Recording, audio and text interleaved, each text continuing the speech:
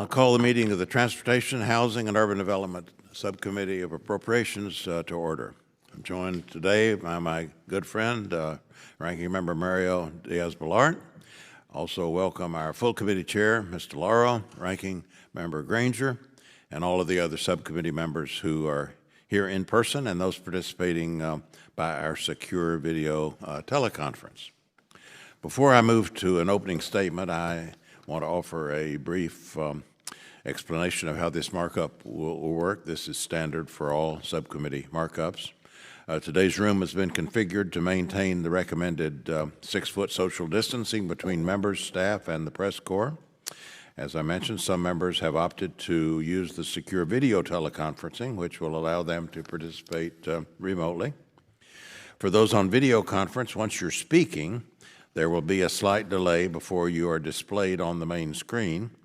Speaking into the microphone does activate the camera, and it displays the speaker on the main screen. Don't stop your remarks. If you don't immediately see the screen, switch on. If the screen does not change after a few seconds, please make sure you're not muted. To minimize background noise and ensure the correct speaker is being displayed, we ask that members who are participating by video remain on mute unless you have sought recognition. Finally, we've set up an email address to which members can send anything they wish to submit in writing or any of the during this markup, and with including amendments and other unanimous consent requests, motions of any kind. That email address has been provided to your staff, so I'd remind members that they must verbally request unanimous consent separately from sending a written statement to this address. All right, we're ready to begin, and we're glad to see everyone. Nice to see a lot of us in person here once again, but we have once again worked around the COVID-19 pandemic, and proud to have this fiscal 22 Transportation, Housing, and Urban Development bill ready to go and marked up to today. Before I mention a few of the bill's highlights, I, of course, want to thank Ranking Member Mario Diaz-Balart for his collaboration every step of the way. He, of course, is the former chairman of this subcommittee. He knows this bill very, very well, brings a lot of knowledge to the process, as well as a cooperative and collegial attitude. And so I appreciate that very much. Also want to thank our full committee chair, Rosa Delauro, for her steady leadership, Ranking Member Kay Granger, and all the members of this subcommittee. We have a great subcommittee, both sides of the aisle. And everybody's contributed their ideas and helped shape this bill, and I promise you most of those ideas have been taken into account in this bill we're marking up today. We, in fact, accommodated more than 90% of Democratic and Republican member requests. So that's a good start, and I hope we can continue to move forward in a bipartisan fashion. This year's THUD bill represents a renewed commitment to improve safety, upgrade our aging transportation infrastructure, address our nation's affordable housing and homelessness crises, bolster our resiliency to a changing climate, and remedy inequities and disparities in our housing and transportation systems.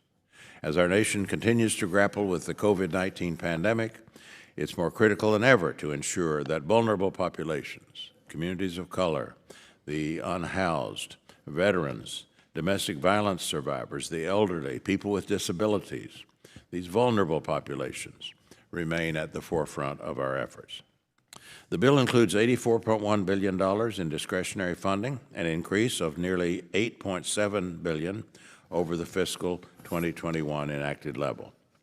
The bill also includes major increases in contract authority for formula grant programs that draw on the Highway Trust Fund rather than discretionary funding. And so, of course, that's also written into our bill, reflecting the Invest in America Act that recently passed the House. In total, the fiscal 22 THUD bill provides $162 billion budgetary resources, $162.6 billion in budgetary resources for agencies under our jurisdiction, which is an increase of $25.9 billion compared to fiscal year 21. On the housing side of the ledger, we're keeping more than 4.8 million people stably housed by fully renewing all housing choice vouchers from previous years, preserving all rental assistance for persons living with HIV, and meeting the renewal needs of several other programs. This is coupled with critical new investments, including more than 125,000 new tenant-based vouchers, expanding housing opportunities for low-income families and people experiencing or risking homelessness, including survivors of domestic violence and veterans. We're doubling the number of new units proposed in the President's budget for Section 202, Housing for the Elderly, and Section 811, Housing for People with Disabilities. And we're increasing the number of people served through the homeless assistance grants by more than 18,000. The bill also makes significant investments in public housing by providing an increase of $834 million for public housing operations and capital maintenance to preserve nearly 1 million units of affordable housing and improve the living conditions for the more than 2 million low-income individuals served by the program. This includes $3.4 billion for capital grants and targeted assistance to address lead, mold, radon, and fire safety, and urgent health and safety needs. The bill provides significant assistance increases for the CDBG, the Home Program, Choice Neighborhoods, and the NeighborWorks program to help expand affordable housing and spur community revitalization and generate jobs and economic activities. I'm also pleased to support the President's new initiatives, including $150 million for a mobility-related services program for housing choice voucher families, $50 million for a new homeowner down payment assistance program, and $150 million to improve energy and water efficiency and resiliency in public housing. The bill also does right by transportation. All modes receive robust funding, including highways, transit, rail, aviation, bike and pedestrian projects, and ports. The heavily oversubscribed RAISE program, formerly known as BUILD, formerly known as TIGER, receives a 20% boost to $1.2 billion. Amtrak is increased by $700 million. The popular CRISI program for passenger and freight rail improvements is increased by $125 million. We also fund the new proposed PRIME program to modernize and expand passenger rail at $625 million, and we include the necessary resources to ensure all projects in the FTA's capital investment pipeline, the new starts, the small starts, all of those can move forward in 2022. We continue to emphasize safety at FAA by providing targeted funding to strengthen certification activities for aircraft, to bolster enforcement, and to hire highly skilled personnel. Safety has to remain our top priority. Finally, we know that certain communities face persistent barriers that prevent access to opportunities, so the bill includes $100 million for a new Thriving Communities initiative, ensuring that regional planning efforts focus on promoting equity, environmental justice, and a resilient infrastructure. The pandemic has brought to light our continued need for efficient and equitable transportation networks and expanded access to safe and affordable housing to ensure that no one is left behind as we rebuild our economy, especially communities of color, the unhoused, veterans, survivors of domestic violence, the elderly, and people with disabilities. So I'm quite proud of what this subcommittee and its members have contributed to transportation and housing infrastructure. For years now, we've worked very cooperatively, very constructively. The fiscal 22 THUD bill is an opportunity to prove that Congress is serious about addressing our nation's infrastructure crisis, particularly as we contemplate the transition from pandemic to full recovery. I also look forward to Congress passing a comprehensive package of infrastructure package addressing a broad concept of infrastructure in all of its forms to address our nation's multi-year funding needs to build back better. In fact, one can view, and I do view, this fiscal 22 bill as a down payment on the goals of the American Jobs Plan. It's more important this year than ever to recognize the excellent work of our staff. Our new majority clerk, Christina Monroe, has done a terrific job. Her expertise has simply been invaluable, as well as her patience and persistence. And she certainly hit the ground running after being hired while we were still operating remotely. She also benefits from a great and seasoned team: Gladys Barcina, Winnie Chang, Joe Eckert, Sarah Puro, and Jenny Newschiller. I'd also like once again to thank the members of our THUD team who left the subcommittee in recent months, but who continue to leave their imprint on this bill: Joe Carlisle and Angela Ohm. We're also lucky to have Doug Disroot as our minority clerk, along with his colleague, Alyssa Henman. I want to thank Nora Blaylock of my personal staff, Chris Sweet from Mr. Diaz-Ballart's personal office. We really appreciate your hard work, and not only on this 22 bill, but on the numerous COVID-19 relief packages and on the long-awaited reinstatement of community-funded projects. Which brings me to a final word about those community projects.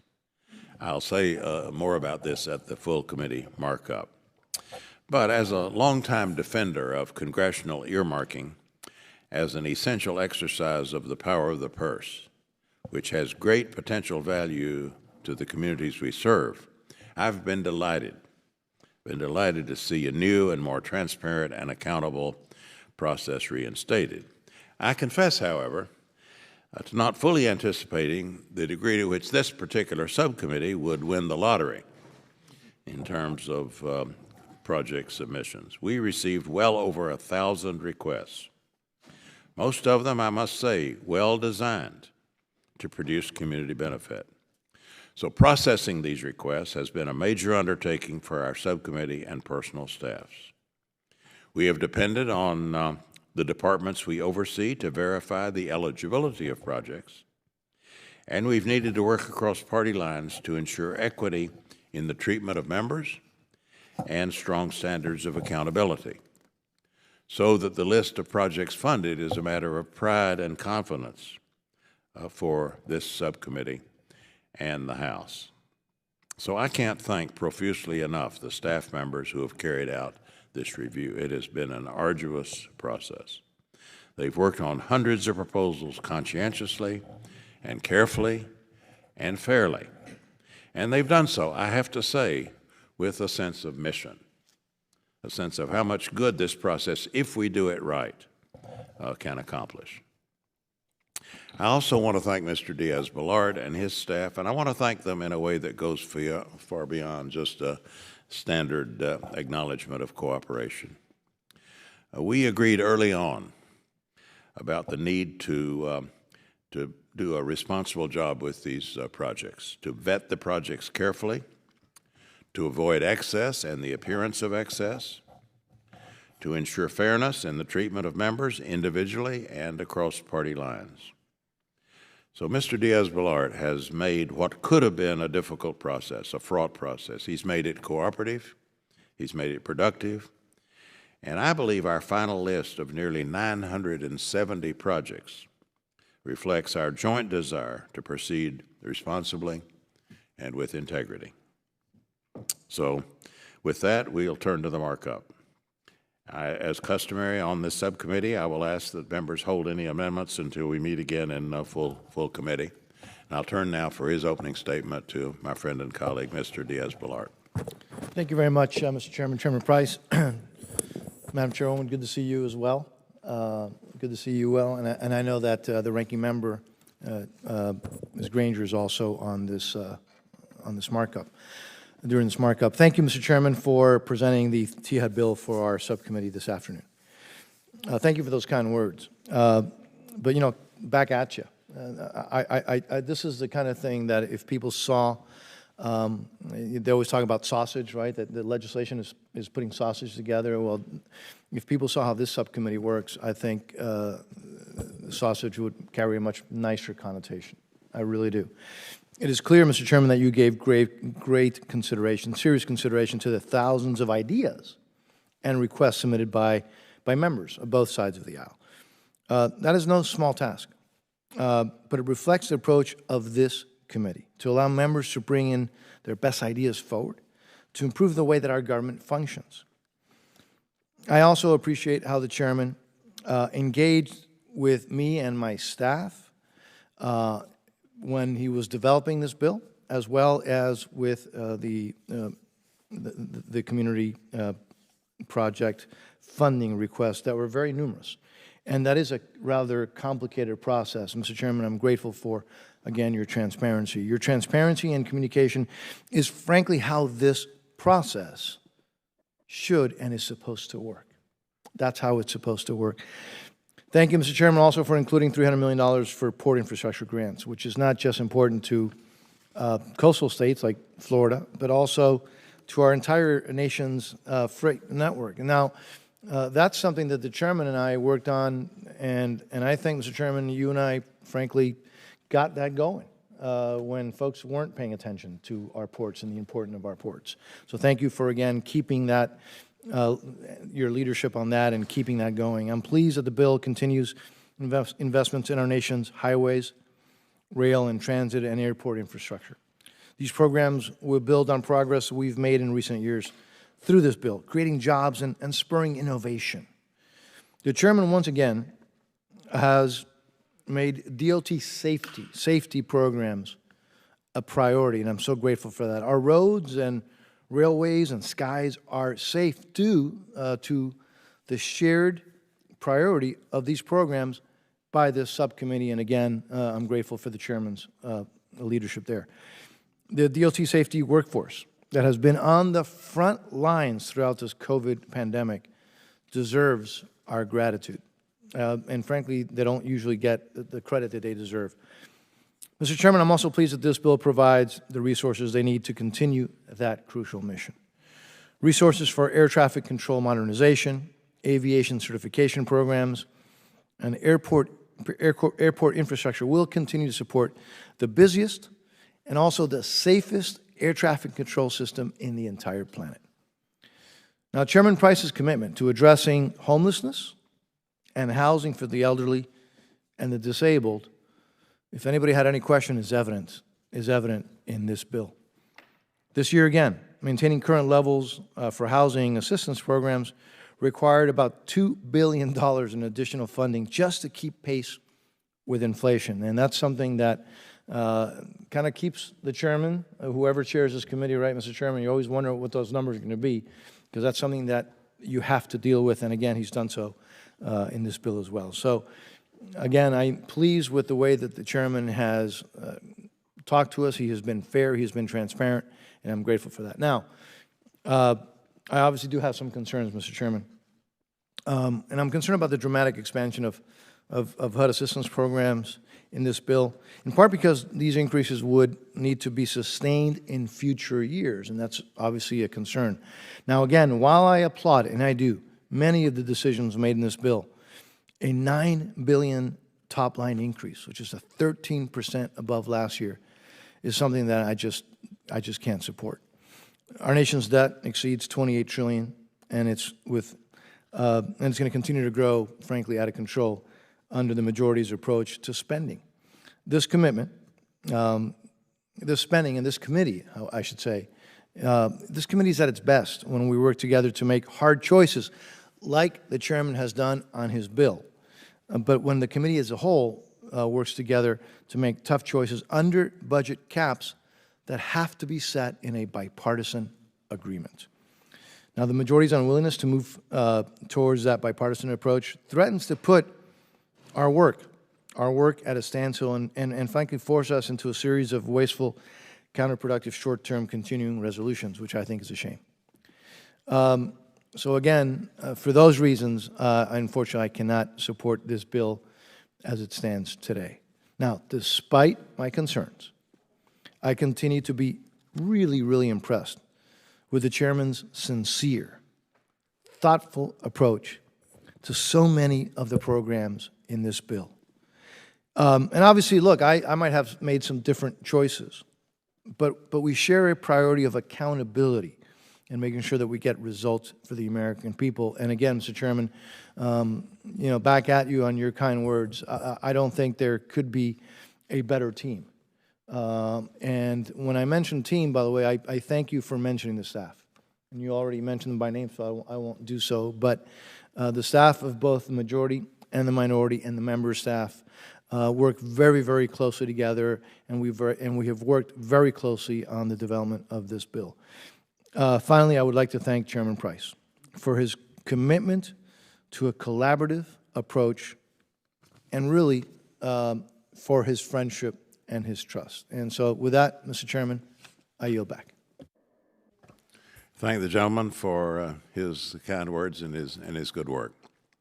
Now let's pleasure to recognize the chair of our full committee, Ms. Delauro. Thank you so much, Mr. Chairman. Chairman Price, Ranking Member Diaz-Balart, so many thanks to you for your work.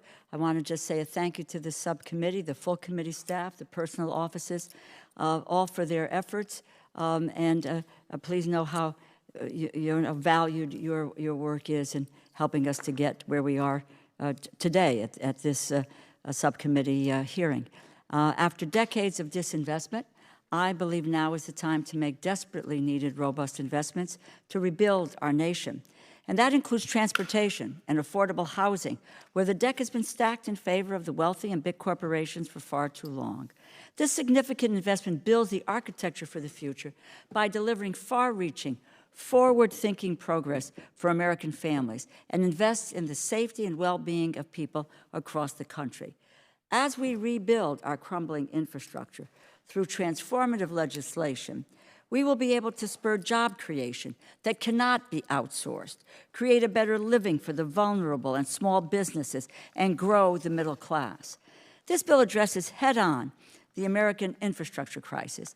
It provides $106 billion in budgetary resources to modernize and improve our nation's transportation, including transit, airports, passenger rail systems. And by repairing crumbling infrastructure with a focus on equity, we will foster safer communities and long-lasting and inclusive economic growth. But we can only get to rising prosperity that benefits all of us if we also take action to address a housing crisis that has left an affordable place to live out of reach for too many people in America. This bill recognized that home ownership is a pathway to economic opportunity and self-sufficiency. It invests $44 billion in home ownership opportunities and rental assistance to support working families.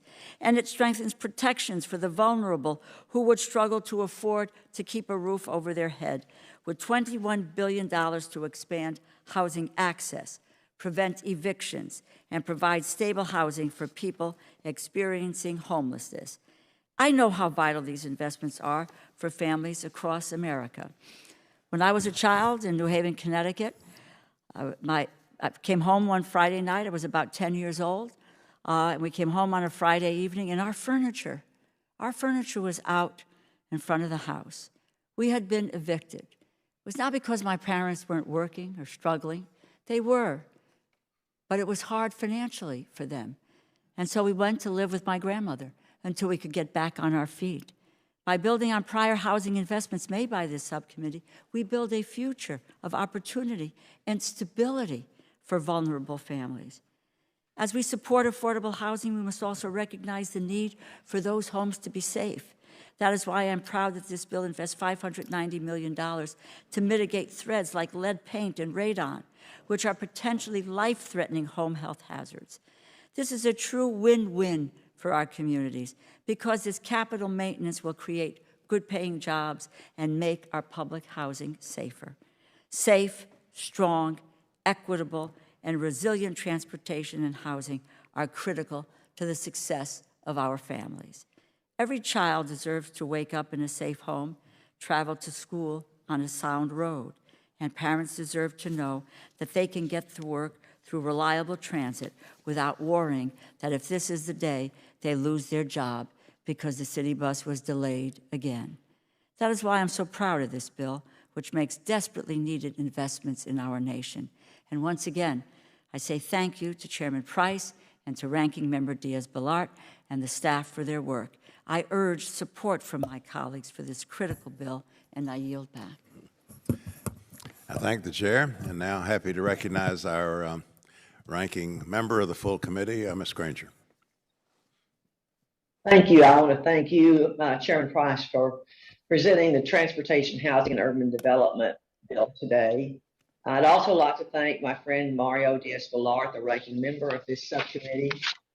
This bill supports key transportation infrastructure and safety programs, including highways, rail, and ports.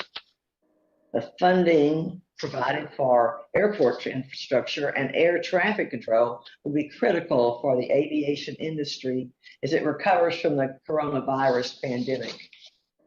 It's time for our investments in the FAA to provide real benefit to the traveling public. So I'm pleased to see that the legislation includes programs that move air traffic modernization forward. Many of the housing programs in this bill provide a critical safety net to working families, to the elderly and the disabled. However, this bill includes more than $7 billion above last year for HUD, a 15% increase. This high level of spending puts this important bill in jeopardy. At a time when our nation's spending is at an all-time high, we must find ways to rein in while addressing our nation's pressing needs. It's our duty to protect future generations from out-of-control spending and higher taxes that will only destroy the jobs that we should be trying to create. We're just over 2 months away from the beginning of the fiscal year 2022 and still haven't reached a bipartisan agreement on top-level discretionary spending. The programs in this bill that expand housing opportunities and rebuild our roads, bridges, and airports are too important to be delayed by politics. The best way to advance housing and transportation opportunities for our community is to work together now. I hope we can come to a sensible bipartisan budget, a budget agreement that we can move and the other appropriations bills forward. Thank you, Mr. Chairman, and I yield back. Thank you very much. Happy now to recognize any other members who have opening statements or comments they would like to make.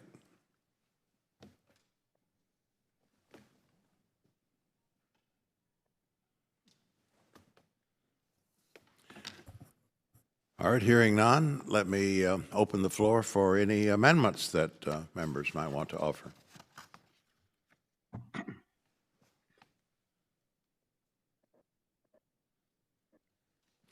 Well, seeing none, I'll gladly recognize our colleague from Illinois for a motion.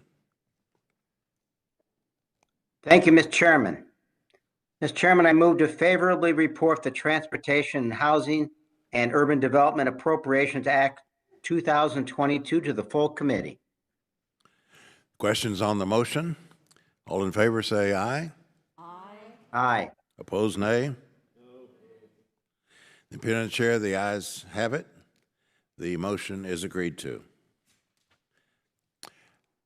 I ask unanimous consent that the staff be allowed to make technical and conforming changes to the bill and the report just approved without objection.